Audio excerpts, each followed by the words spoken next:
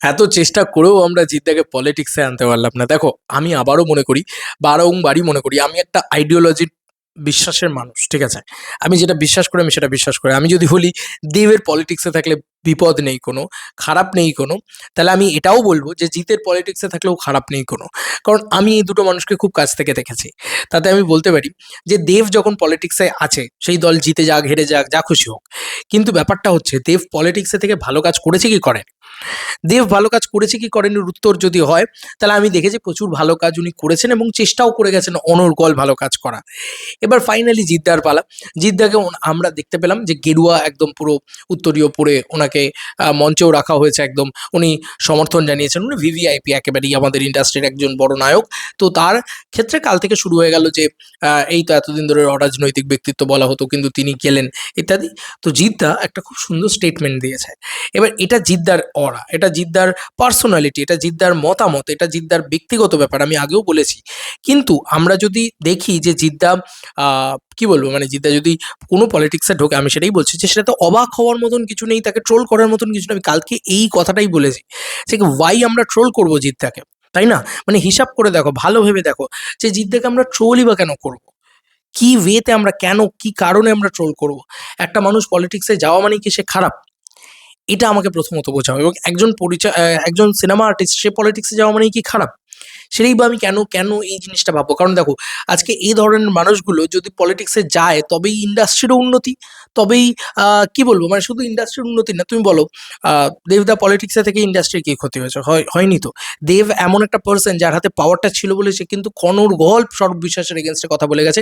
Ruling party যদি 10 থেকে 15 বছর, 20 বছর, 30 বছর থাকে, তাহলে কিছু না কিছু ঔদ্ধত্য সে দেখাবেই দেখাবে। এটা খুব স্বাভাবিক বিষয়, যেকোনো রুলিং পার্টি।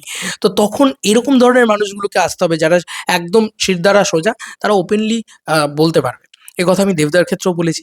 আমি এই কথা জিদ্দার ক্ষেত্রেও বলবো। আমি জানি না জিদ্দা কোনোদিন হয়তো ঝান্ডা ধরবেন না। জিদ্দা কোনোদিন হয়তো ইয়ে করবেন না। কিছু মানুষ বলতে শুরু করলেন যে জিদ্দা তো কোনো প্রচারে যায়নি, জিদ্দা একটা ইনভিটেশন পেয়েছে সেখানে গিয়েছে। আরে ভাই, তাতে কি সমস্যা হয়েছে? জিদ্দা যদি প্রচারেও যায় তাতেও আমার ব্যক্তিগতভাবে কোনো সমস্যা নেই। আমি জানি না কার কি হবে, কার কি প্রবলেম হবে। বাট সাউথে তুলে দেখে নাও, প্রত্যেকটা আর্টিস্ট, তুমি প্রত্যেকটা আর্টিস্টকে দেখতে পাবে তারা পলিটিক্সের সাথে যুক্ত। ঠিক আছে? এই হচ্ছে বিষয়। তো আমি জাস্ট তোমাদেরকে এই জিনিসটা বলছি। জিদ্দার বিষয়টা কালকে বীভৎসভাবে ভাইরাল হয়েছে। বীভৎস মানে বীভৎস। কালকে সবাই ভেবেছে জিদ্দা ইয়েতে চলে গেছে। কিন্তু জিদ্দা যে স্টেটমেন্টটা দিয়েছে সেটা আমরা একটুখানি পড়ি। কালকে আনন্দবাজারের ভিতরে এই স্টেটমেন্টটা উঠে আসে।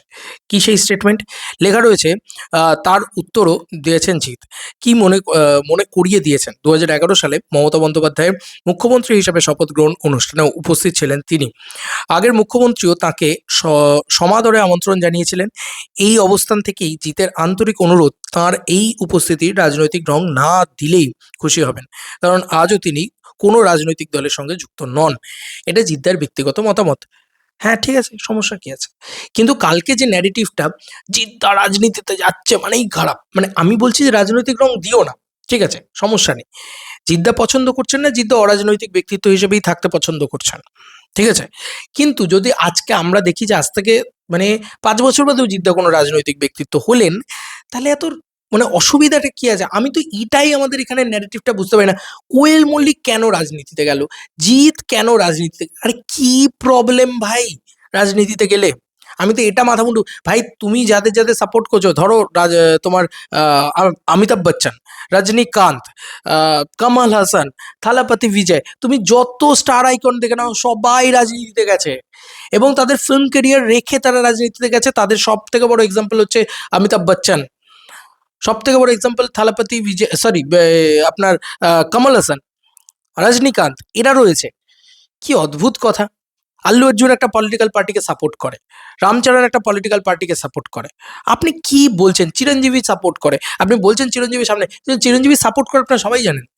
তো এটাতে এত সমস্যাটা কোথায়? আমাকে এটা বোঝান তো। যে জিদ্দা যদি আমি আমি ওসব বাদ দিয়ে দিলাম, আমি একদিকে রাখলাম জিদ্দা পছন্দ করছেন না, জিদ্দা একটা জাস্ট একটা ইনভিটেশন পেয়েছেন, তিনি গেছেন, খুব ভালো কথা। কিন্তু এই সমস্যাটা ভাই কেন, যে জিৎ যদি কোনো পলিটিক্যাল পার্টিতে যায় তাহলে খুব খারাপ হয়ে যাবে, ঠিক আছে, সে যেন কোনোভাবেই না যায়। আমারও মন খারাপ হয়ে গেছিল যে জিৎ চলে না, আমার একটু মন খারাপ হয়নি, আমার ভালো লেগেছে। ওমা, মন খারাপ হওয়ার কি আছে? আজকে যদি প্রসেনজিৎ চ্যাটার্জি তিনি পলিটিক্যাল পার্টিতে থাকেন, তো অসুবিধাটা কি আছে? আমি তো এটা বুঝলাম, আমি বিজেপি টিএমসি সিপিএম এসব বলছি না। আপনি এটা বোঝার চেষ্টা করুন যে আজকে প্রসেনজিৎ চ্যাটার্জি প্রত্যেকটা জায়গায় জায়গায় একটা করে হল খুলতে চাইছে, তাকে সরকার খুলতেই দেয়নি এতদিন। আমি কথার কথা বলছি যে সরকার খুলতে দেয়নি, এটা বললে আবার বুম্বাদা বলবে যে কেন, আমি কি বলেছি যে সরকার খুলতে দেয়নি? না না, সেটা না। বুম্বাদা খুবই পোলাইট পার্সন এবং খুবই কি বলবো, সবাইকে নিয়ে চলা পার্সন। তো আজকে হয়তো আরো 10টা হল খুলবে, সিঙ্গেল স্ক্রিনগুলো খুলবে, সেগুলো খুব দরকারি বাংলা ইন্ডাস্ট্রিতে খোলা। তো আজকে যে মানুষগুলো সত্যিকারের অনেস্ট, যারা নিজের দলের ভুলটাও দেখতে পারবে বা বলতে পারবে, তারা দলে থাকলে খুব ভালো, তারা পলিটিক্সে থাকলে। এবং আবার বলছি, এই কথা অনেকেই বিশ্বাস করবেন না হয়তো, আজকে পলিটিক্সে আপনি গুণে গুণে একজন ভালো মানুষকে দেখাতে পারবেন, 10 জন ছেড়ে দিন, 5 জনের নাম বলতে পারবেন না যারা পলিটিক্সে আছে এবং তারা খুব সৎ এবং খুব ভালো। তো এরকম একটা পরিস্থিতিতে দাঁড়িয়ে জিদ্দার মতন ভালো মানুষ, বুম্বাদার মতন ভালো মানুষ, দেবদার মতন ভালো মানুষ, এদেরকে তো দরকার রাজনীতিতে, আমি এটা মনে করি। এবার দেখো, আমি সবার থেকে আলাদা একটা স্টেটমেন্ট দিলাম, আমি হয়তো লোকে বলবে না না তুমি ঠিক কথা বলছো না, সবাই একটাই কথা বলে, রাজনীতি নাকি মানে সিনেমা আর্টিস্টরা নাকি রাজনীতি করলে খুব অন্যায় হয়ে যায়, খুব অন্যায় হয়ে যায় এবং সেটা নাকি খুব খারাপ। এবার আপনি বলতে পারেন সাউথের আর্টিস্ট, সাউথের আর্টিস্ট, আরে ভাই, যাদেরকে আইডলাইজ করছেন তারাও পলিটিক্স করে এবং তারা সিনেমা ছেড়ে দিয়ে, সবাই তালাপতি বিজয় নয় যে সিনেমা ছেড়ে দিয়ে পলিটিক্স করে, কেউ কেউ সিনেমা নিয়েও পলিটিক্স করে, এটা হয়েছে। এনটিআর সব থেকে বড় কথা, আপনি এনটিআর ফেন্টিআর বাদ দিন, আপনি মানে চোখের সামনে এক্সাম্পল অমিতাভ বচ্চন, তিনি সিনেমাও করেছেন, পলিটিক্সও করেছেন।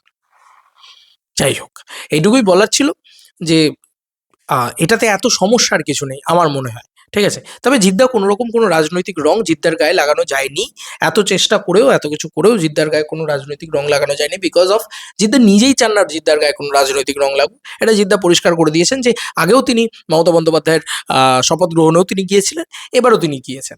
তিনি আগের পলিটিক্যাল পার্টিকে সমর্থন করতেন না, এই পলিটিক্যাল পার্টিকে সমর্থন করেন, এমন কোনো বিষয় নয়, এটা জিদ্দা ক্লিয়ার করে জানিয়ে দিয়েছেন। তো এরপরে তো আর জিদ্দাকে নিয়ে টানাটানি করা যায় না, মানে আমার ইচ্ছে ভালো মানুষ পলিটিক্সে থাকুক, যে কারণে জিদ্দাকে জোর করে টেনে নিয়ে এসে পলিটিক্সে বসিয়ে দেবো, এইটা তো হতে পারে না।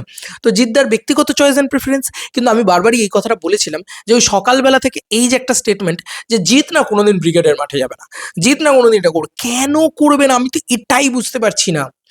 আমি এটাই বুঝতে পারছি যে জিদ্দা তো মমতা ব্যানার্জির সমর্থনেও গেছিল, জিদ্দা তো বিজেপির সমর্থনেও গেছে, শুভেন্দু অধিকারীর সমর্থনেও গেছে। শুভেন্দু অধিকারী বললে একটুখানি অসুবিধে হয় আর কি, আমি বলি বিজেপির সমর্থনে গেছে। যাই হোক, মানে ব্যাপারটা হচ্ছে এরকম যে ঠিক আছে, এতে সমস্যার কি আছে, এতে সমস্যার কিছু নেই।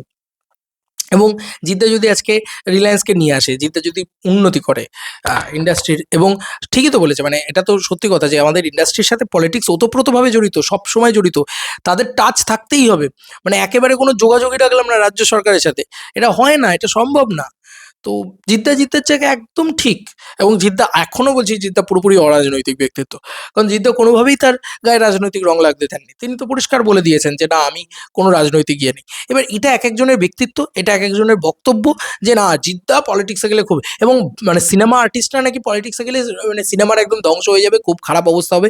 তাদেরকে বলে রাখি ভাই, Oscar winning film maker Satyajit Ray, Bangali তো সত্যজিৎ রায় রবীন্দ্রনাথ ঠাকুরের বাইরে বেরোতে পারে না, এবং তাদেরকেই আইডলাইজ করে এবং তাদের কথাই শুনতে চায়। তাহলে বলি, সত্যজিৎ রায় অ্যাক্টিভ পলিটিক্স করতেন, আবার সঙ্গে সঙ্গে সিনেমাটাও করতেন।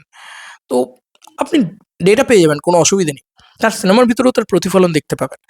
তো এত সমস্যা নেই পলিটিক্স নিয়ে ভাই, এটা নিয়ে কে কারা শুরু করেছে আমি জানি না। কাল আমি গত দিনেও দেখেছি যে দেবদাকে নিয়ে কেন্দ্র করে দেব পলিটিক্সে এসে বলে দেব সব শেষ হয়ে গেছে, এই হয়ে গেছে। এত তো বলেছিস ভাই দেব সব শেষ হয়ে গেছে, তা দেবের বক্স অফিসটা দেখ বাবা, সব শেষ হয়ে গেছে। তো আমি পলিটিক্সে আসার পরে অনেকের মনে হয় যে আচ্ছা, পলিটিক্সকে ব্যবহার করে নাকি দেব বেশি বক্স অফিস, তাহলে তার আগের বক্স অফিসটা দেখো, পলিটিক্সে আসার আগের বক্স অফিসটা দেখো। তো এসব হয় না ভাই, যার যেটুকু ক্রেডিবিলিটি সে সেটাই করবে, ঠিক আছে।